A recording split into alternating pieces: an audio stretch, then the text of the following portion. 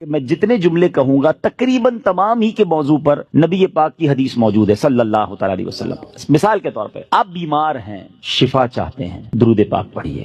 آپ اپنی روزی میں برکت چاہتے ہیں، درود پاک پڑھیے۔ آپ قرضے میں ہیں اور قرضے سے نکلنا چاہتے ہیں، آپ درود پاک پڑھیے۔ آپ دنیا میں ذلت و رسوائی سے بچ کر عزت چاہتے ہیں، آپ درود پاک پڑھیے۔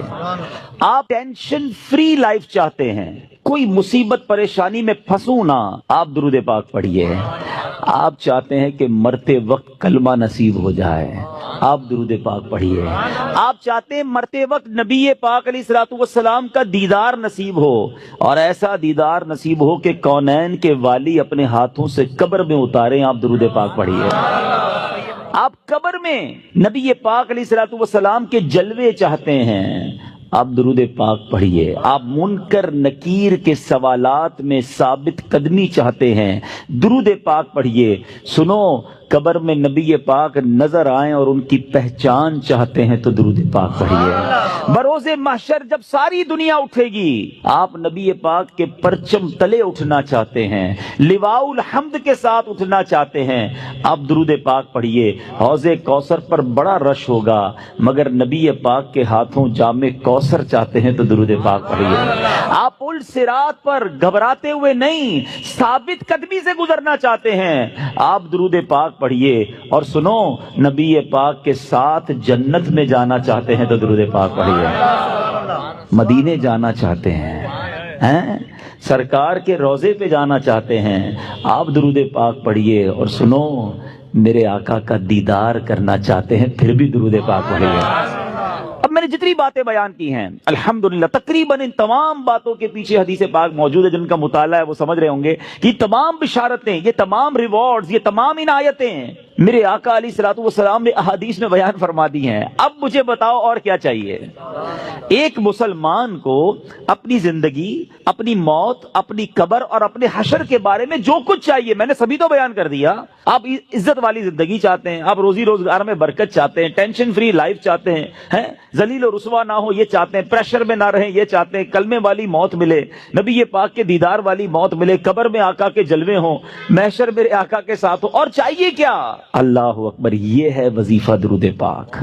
ہم اس کو پہچان ہی نہیں سکے، یہ اس درود پاک کی برکتوں کو جان ہی نہیں سکے۔ یہ چابی ہے سکسیس کی، اٹ از دا کی آف سکسیس۔ ایوری پرابلم کا سولوشن درود پاک میں ہے۔ ایسے نہیں لکھا شاعر نے کہ دکھوں نے تم کو جو گھیرا ہو تو درود پڑھو، دکھوں نے تم کو جو گھیرا ہو تو درود پڑھو، جو حاضری کی تمنا ہو تو درود پڑھو۔ اللہ کرے کہ بس اس کو ریئلائز کر جائیں اور اب اپنی زندگی میں درود پاک کو بالکل ایسا شامل کر لیں۔ اچھا، میں نے جتنی ساری باتیں بتائی نا، ان ساری باتوں کے لیے الگ الگ حدیث تو موجود ہے، میں آپ کو الگ ایک اور خوبصورت حدیث سناتا ہوں جو اس بات کو مزید ایلابوریٹ کر دے گی۔ نبی پاک علیہ الصلوۃ والسلام کی بارگاہ میں ایک صحابی آئے، کہتے حضور صلی اللہ تعالی علیہ وسلم، میں اپنی ضروریات زندگی، کھانا پینا سونا، اپنے معمولات کے بعد اپنی لائف کا 25%، ایک چوتھائی وقت آپ پر درود پڑھنے میں صرف کروں گا۔ نبی پاک علیہ الصلوۃ والسلام نے فرمایا بہت اچھی بات، حدیث کا خلاصہ ہے، تھوڑا بڑھا لو تو اور اچھا ہے۔ کہتے حضور 50% آپ اپنے وقت کو درود پاک میں صرف کروں گا۔ فرمایا بہت اچھی بات، لیکن اور بڑھا لو تو اچھا ہے۔ کہتے حضور اب 75% درود پاک میں ٹائم گزاروں گا۔ فرمایا اور بڑھا لو تو اچھا ہے۔ کہتے بس اب اپنے ضروریات کے بعد حضور سارا دن آپ پر درود پڑھتا رہوں گا۔ فرمایا اگر ایسا کرو گے تو تمہاری ساری مشکلوں کے لیے کافی ہوگا، تمہاری تمام ضروریات کے لیے کافی ہوگا۔ اٹ مینز یہ سولوشن ہے۔ ہم پریشان بھی ہوتے ہیں پھر بھی درود نہیں پڑھتے، ہم قرضے میں ہوتے ہیں درود نہیں پڑھتے، ہمارے کاروبار کی پرابلم آ جاتی ہے ہم درود نہیں پڑھتے، ہم بیمار ہو جاتے ہیں ہم درود نہیں پڑھتے، حالانکہ سب کا علاج ہے۔ سبحان اللہ۔ تو اب آج اس خوبصورت اجتماع میں آئے ہیں، یہ پہلے ریئلائزیشن لے کر جائیں کہ میں نے اب اپنی زندگی میں درود پاک کو بالکل ایسا شامل کر لینا ہے جیسے زندگی میں بہت ساری ضروری زندگی کی چیزیں شامل کی ہیں۔ پہلے تو محبت کے ساتھ درود پاک پڑھ لیں، صلو علی الحبیب صلی اللہ تعالی علی محمد صلی اللہ علیہ وسلم۔ اب میں ایک اور جہت کی طرف بات کرنا چاہتا ہوں۔ فضیلت تو سن لی، مزہ بھی بہت آیا، سبحان اللہ بھی بڑی زور سے نکلا، درود پاک کل سے شامل ہوگا یا نہیں اس کی گارنٹی نہیں ہے۔ اچھا، ہم نے پہلے بھی کئی بار فضیلتیں سنی ہیں، دعوت اسلامی والے تو جب بیان کرتے ہیں پہلے درود پاک کی فضیلت بیان کرتے ہیں، اور جب سنتے ہیں ماشاءاللہ مزہ بھی بہت آتا ہے، لیکن ایک دو دن بعد پھر وہی پورا دن گزر جاتا ہے، درود پاک شامل نہیں ہوتا۔ میں نے بہت غور کیا، سچی بتا رہا ہوں، میں اپنے لیے غور کیا کہ یار بیان تو بڑے کرتا ہے، تیری زندگی میں کتنے درود ہیں، کتنے कैसे पढ़ता है रोज दुरूद पाक? दुनिया को कहता है रोज इतने 100 दुरूद पढ़ो, इतने पढ़ो। मैंने बहुत गौर किया कि यार पढ़ता तो हूं, लेकिन जिसको कहना कि जिंदगी का जुज़्वे ला युरफक बन जाए, ऐसा जिंदगी का हिस्सा बन जाए कि इसके बगैर जिंदगी ना गुजरे, तो इसका तरीका क्या होगा? आप देखें, जिंदगी में बहुत सारी चीजें आपकी मेरी ऐसी आई जो पहले नहीं थी, मगर हमने उसको जिंदगी का हिस्सा बनाया। मिसाल के तौर पे अल्लाह पाक आप सबको हमेशा सेहतमंद रखे, आफियत में रखे, लेकिन कभी कभी इंसान की जिंदगी में ऐसा मौका आता है दवाई आ जाती है। डॉक्टर कहता है आपको जनाब ये प्रॉब्लम हो गई है, अब सुबह दोपहर शाम ये दवाई पीनी है आपने, और हाल हाल में पीनी है। हम क्या करते हैं, डॉक्टर के सामने ये तो नहीं कहते इंशाअल्लाह, उसके बाद घर चले जाते हैं।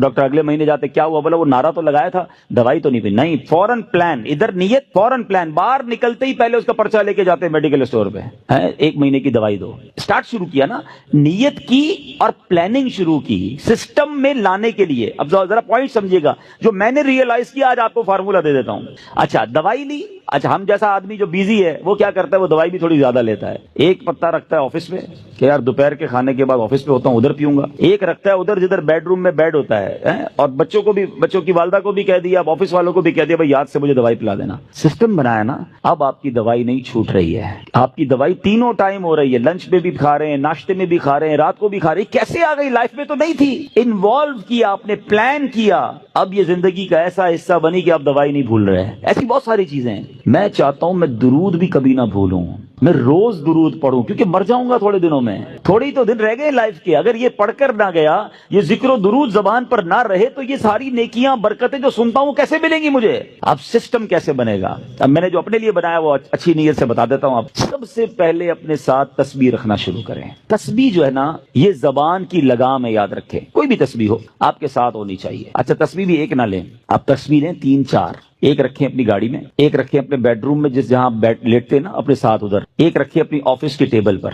ये तस्बीहां आपको याद दिलाएंगी दुरूद बाकी है, जिक्र बाकी है। जिधर मौका मिले आपको कोई कहना यार 5 मिनट में आता हूं, 5 मिनट में मोबाइल ना निकालें और ब्राउजिंग शुरू ना कर दे, 5 मिनट में निकालें तस्बीह और आप दुरूद पढ़ना शुरू कर दे। वो 5 मिनट में भले नहीं 10 मिनट में आ जाए, मसला नहीं, मेरे 100 दुरूद हो जाएंगे। आपको इंतजार महंगा नहीं लगेगा, आपको वेटिंग टाइम बोर नहीं करेगा। आपको पता है इसने इंतजार कराया, मेरे ना जाने कितने गुनाह माफ हो चुके हैं। एक दूसरा फॉर्मूला। अच्छा, किसी को ये ना लगे मेरा तस्बीह का कारोबार है, मौलाना साहब कंटेनर बुक करके आए और आज जनाब सबको 4-4 तस्बीह का कह रहे हैं। मेरा कोई तस्बीह का कारोबार नहीं भाई। मैं जो अल्लाह जानते हैं मेरी नीयत क्या है, कि मेरी और आपकी लाइफ में दुरूद पाक एक ऐसा जुज बन जाए कि मेरा कोई दिन ना गुजरे कसरत से दुरूद पढ़े बगैर। अच्छा, फिर दूसरा काम एक और कर लें। तकरीबन सारे लोग वॉक करते हैं, अच्छी बात है, सेहत के लिए करनी चाहिए। जब भी वॉक करें ना, जिस तरह जूते पहने बगैर वॉक नहीं करते ना, आपने शूज रखे होते हैं वॉक के, आप तस्बीह जरूर लें। खड़े हो जाए, नहीं मेरी तस्बीह कहाँ है, तस्बीह ला के दो। आप विदाउट तस्बीह वॉक ना करें। आप बिलीव करें आधा घंटा वॉक करोगे इंशाल्लाह 1000 दुरूद पाक हो जाएंगे। आप इसमें और भी वज़ाइफ शामिल कर लें। कलमा पाक की तस्बीह एक पढ़ूंगा, एक सुभान अल्लाह व बिहम्दिही सुभान अल्लाहिल अज़ीम पढ़ लूंगा। इस्तग़फ़ार 70 बार नबी पाक रोजाना पढ़ा करते, मैं इंशाल्लाह 70 बार इस्तग़फ़ार भी पढ़ लूंगा। आप अपना पूरा जिसको कहते हैं शेड्यूल बना सकते हैं, और यकीन करो जिस दिन जिक्र व अस्कार दबा के किए होंगे ना, जिसको कहते हैं रच के, उस रात को नींद भी बड़ी अच्छी आती है।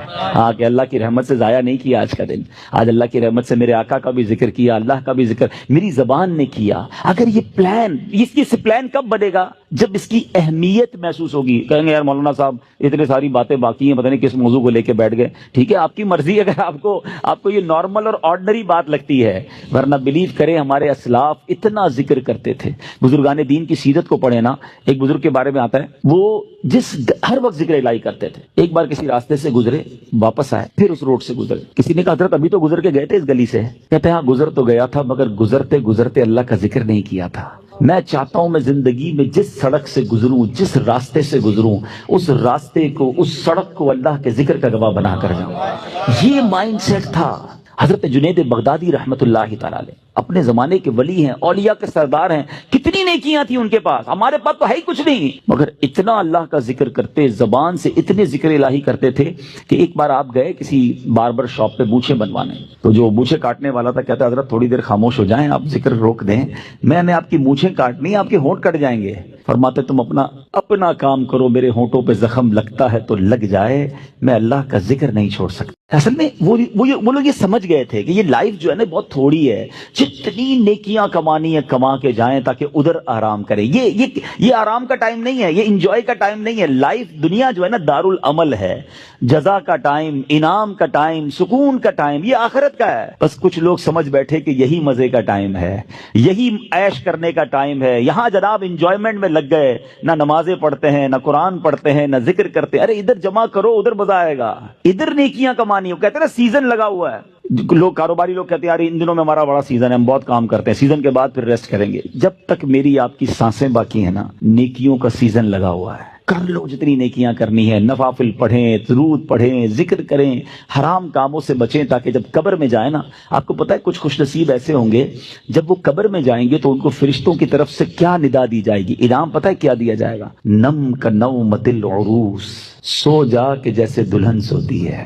قبر کے اندر ایسے سکون سے سو جا, بے فکر ہو کر, کیونکہ اب اللہ اس سے راضی ہے. وہ ایسی زندگی گزار کر آیا ہے. تو اللہ کرے میں اور آپ ایسی زندگی گزاریں. بزرگوں کا ایک قول ہے, کاش دل میں اتر جائے, کہ زمین کے اوپر کام, زمین کے اندر آرام. اللہ زمین کے اوپر ایسا کام لے لے کہ جب زمین کے اندر جائیں نا تو وہاں آرام کریں. ادھر مار پڑی تو کدھر جائیں گے؟ اللہ کرے دل میں اتر جائے میری بات. نیت کرتے ہیں ہم روز درود کثرت سے پڑھیں گے انشاءاللہ. میں بھی نیت کرتا ہوں, آپ بھی نیت کریں. اب ذکر و درود انشاءاللہ زبان پر جاری رہے گا. ایک دوست نے اپنے ایک دوسرے دوست سے قرض لیا, اور قرض لینے کے بعد جو ٹائم تھا وہ پورا ہو گیا. اب پیسے اس نے نہیں لوٹائے. بڑی کوشش کی اس نے کہ بھائی میری رقم واپس دے دیں, اس نے نہیں دیا. اب وہ یہ کیس لے کر عدالت میں چلا گیا, اور جج صاحب سے جا کر اس نے کہا کہ اس نے میرے پیسے دینے اور یہ میری رقم نہیں لوٹا رہا. جج صاحب نے کہا کہ تمہارے پاس 30 دن ہیں, ودن 30 days تم نے اس کے پیسے واپس لوٹانے ہیں, ورنہ پھر تمہارے خلاف فیصلہ ہو جائے گا. تو وہ شخص گھر گیا. اب اس نے کیا کیا, اس نے صبح سے لے کر شام تک درود پاک پڑھنا شروع کر دیے. 1 دن, 2 دن, 3 دن, 27 دن ہو گئے. وہ درود پڑھتا رہا اور انتظار کرتا رہا. پیسے تو تھے نہیں, 30ویں دن عدالت میں پیش ہونا تھا. 27 دن گزر گئے, 28ویں رات آ گئی. خواب میں اس کو کسی نے آواز دی کہ گھبراؤ نہیں, تمہارا قرض ادا ہو جائے گا. اگلے دن پھر درود پاک پڑھتا رہا. اب نبی پاک کی خواب میں زیارت ہوئی. آقا علیہ الصلوۃ والسلام تشریف لائے, فرمائے گھبراؤ نہیں, تمہارا قرض ادا ہو جائے گا. تم علی بن عیسیٰ وزیر کے پاس جاؤ اور اس سے کہو وہ تمہارا قرض ادا کر دے گا. اب جب صبح اٹھا تو بہت خوش کہ نبی پاک کی زیارت مجھے ہو گئی. لیکن پھر خیال آیا کہ میں اگر وزیر صاحب کے پاس گیا اور انہوں نے مجھ سے کوئی ایویڈنس مانگ لیا, کوئی پروف مانگا, کہ میں کیسے مان لوں تمہیں نبی پاک نے بھیجا ہے؟ اس بات پر تو میرے پاس کوئی دلیل نہیں ہے. اب 30ویں رات آ گئی, آخری رات ہے, صبح عدالت میں جانا ہے. درود پاک پڑھتے پڑھتے سو گیا. سرور کائنات علیہ الصلوۃ والسلام نے خواب میں پھر کرم فرمایا. فرمایا علی بن عیسیٰ وزیر کے پاس جاؤ, وہ تمہارا قرض ادا کر دے گا. کہ حضور میں چلا تو جاتا, مگر اگر وہ مجھ سے کوئی پروف مانگتا, کوئی ایویڈنس مانگتا, تو میں کیا جواب دیتا؟ پیارے آقا علیہ الصلوۃ والسلام نے فرمایا کہ ایسا کرو, اسے یہ کہنا کہ آپ کا ایک راز ہے جو آپ جانتے ہیں اور رب جانتا ہے, اور وہ راز یہ ہے کہ آپ روزانہ فجر کے بعد 5000 بار درود پاک پڑھتے ہیں, اور جب تک درود پاک مکمل نہیں ہوتے آپ کسی سے بات نہیں کرتے. اب جب صبح اٹھا تو بہت مطمئن کہ اب تو دلیل بھی آ گئی ہے. پہنچ گیا صبح صبح علی بن عیسیٰ وزیر کے پاس. اس کا دربار لگا ہوا ہے. اس نے پیغام بھجوایا کہ میں علی بن عیسیٰ وزیر صاحب سے اکیلے میں ملنا چاہتا ہوں, پیغام لایا ہوں. درباری نے آ کر پوچھا, وزیر صاحب پوچھ رہے ہیں کس کا پیغام لایا ہو؟ کہا میں نبی پاک علیہ الصلوۃ والسلام کا پیغام لایا. فوراً وزیر صاحب نے بلا لیا. کہا فرمائیے. کہ مجھے میرے آقا علیہ الصلوۃ والسلام نے کہا ہے کہ آپ میرا قرض ادا کر دیں. میں 3000 دینار کا مقروض ہوں. Today is the last day in the court. آج مجھے کورٹ میں پیش ہونا ہے. اگر آج میں نے اپنا قرض ادا نہ کیا تو مجھے جو ہے وہ سزا ہو سکتی ہے. علی بن عیسیٰ کہتا ہے میں بالکل آپ کا قرض تو ادا کر سکتا ہوں, مگر مجھے کیسے پتا چلے, کوئی دلیل ہے, کوئی پروف ہے کہ آپ کو نبی پاک علیہ الصلوۃ والسلام نے بھیجا ہے؟ کہتا ہے ہاں خالی ہاتھ نہیں آیا, آقا نے دلیل بھی عطا فرمائی ہے. اچھا بتائیے کیا دلیل ہے؟ کا دلیل یہ ہے کہ آپ کا ایک راز ہے جو صرف آپ جانتے ہیں اور آپ کا رب جانتا ہے. 5000 ٹائمز ڈیلی آپ درود پاک پڑھتے ہیں فجر کے بعد, اور جب تک یہ درود پورے نہیں ہوتے آپ کسی سے بات نہیں کرتے. آپ ذرا پہلے تھوڑی دیر کے لیے امیجن کریں کہ جو وزیر 5000 بار روز درود پڑھتا ہوگا وہ عاشق رسول کیسا ہوگا. اس کی تو لاٹری نکل آئی نا, وہ تو خوشی سے جھوم اٹھا, کہتا مرحبا یا رسول اللہ, میرے درود پاک قبول ہو گئے, بہت خوش. اب ابھی بیٹھے ہیں آپ, کمرے میں گیا, واپس آیا اور 3000 نہیں 9000 دینار لے کر آیا. کہتے 3000 تو نبی پاک کا حکم, مرحبا یا رسول اللہ, 3000 اور لیجئے, آپ نے اتنی اچھی خبر مجھے سنائی, اتنا پیارا خواب سنایا, آپ کے قدم میرے گھر تک آئے, اور 3,000 مزید لے جائیے، اس سے اپنے بچوں کے لیے کوئی کاروبار شروع کیجئے، اور ایک وعدہ بھی کیجئے، زندگی میں آئندہ جب بھی آپ کو کوئی ضرورت پڑے گی نا، آپ میرے پاس آئیں گے، میں آپ کا بھائی ہوں۔ اب یہ دیوانہ بڑا خوش ہو کر عدالت پہنچا۔ اچھا، everybody expecting over there, سب یہ سوچ رہے تھے کہ یہ اس نے آج گرفتار ہی ہونا ہے، کیونکہ تھا ہی کچھ نہیں اس کے پاس، پہلے ہی کہہ دیا تھا کہ میں کولیپس ہو گیا ہوں۔ اب عدالت میں جاتے ہی اس نے 3,000 دینار جج صاحب کو دے دیے کہ صاحب اس کا میرا قرضہ ادا کر دیں، میں جو ہے وہ اپنے قرضے سے بری ہونا چاہتا ہوں۔ جج صاحب ہوتے ہیں، انہوں نے کہا قرضہ تو ادا کر دیں گے، پہلے بتاؤ پیسے لائے کدھر سے ہو؟ تم تو کہتے تھے پیسے نہیں تھے تمہارے پاس، اتنی بڑی رقم کیسے انتظام کی؟ اب بھری عدالت میں گویا اس نے زبان حال سے یہ کہا کہ اتنا دیا سرکار نے مجھ کو، اتنی میری اوقات نہیں، یہ تو کرم ہے ان کا، ورنہ مجھ میں تو ایسی بات نہیں۔ اب اس نے بھری عدالت میں پورا واقعہ سنایا کہ میں نے تو کچھ نہیں کیا، آقا خواب میں تشریف لائے، میں وزیر صاحب کے پاس گیا، انہوں نے یہ پیسے دیے۔ سنو اس زمانے کے جج بھی کیسے ہوتے تھے، وہ جج دوران عدالت اپنے کرسی سے اٹھ کر کمرے میں چلا گیا، تھوڑی دیر بعد جج صاحب واپس آئے اور 3,000 دینار اس کے ہاتھ میں دیتے ہیں۔ کیا سارا ثواب علی بن عیسیٰ لے جائے گا؟ میں بھی تو آقا کا امتی ہوں، تمہارا قرضہ میں ادا کرتا ہوں۔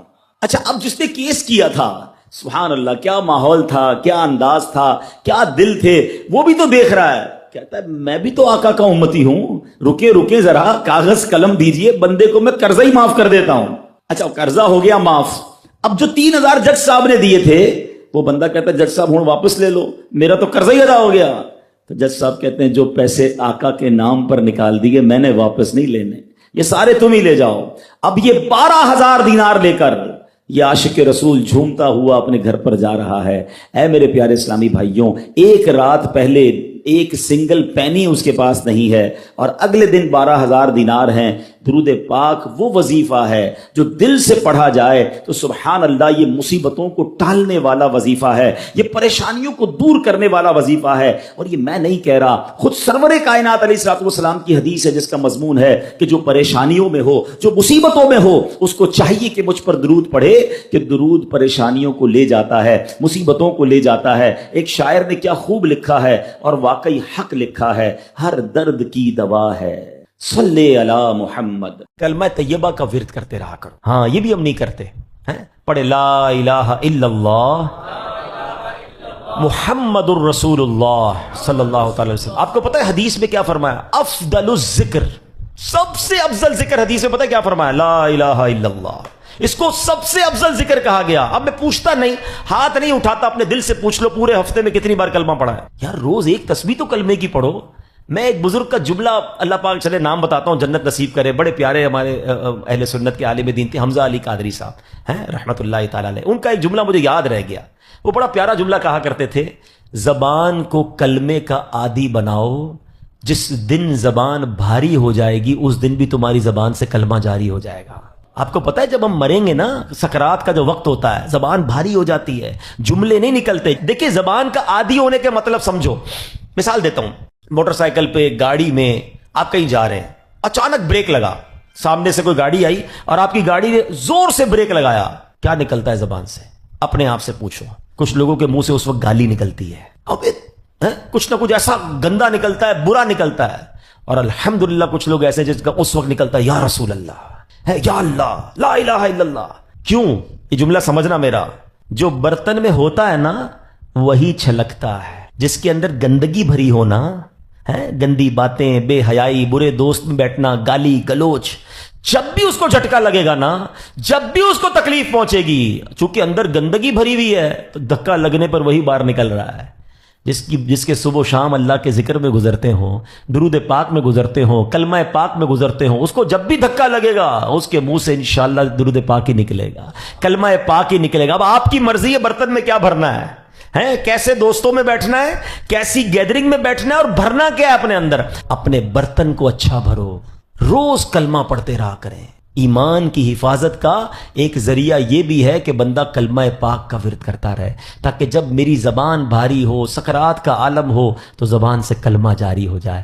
اللہ سے دعا کرتا ہوں مولا مرتے وقت ہمیں کلمہ نصیب کرنا، گالی دیتے ہوئے، بری بات کرتے ہوئے، حرام دیکھتے ہوئے، حرام سنتے ہوئے میں موت نہ آئے۔ ہاں تو جو فلمیں ڈرامے دیکھتے ہیں جن کی گاڑی میں بھی میوزک چل رہا ہوتا ہے، سوچو یار ہم نے گاڑی کے ایکسیڈنٹ ہوتے ہوئے دیکھا، لوگوں کو مرتے ہوئے دیکھا، تمہیں شرم نہیں آ رہی؟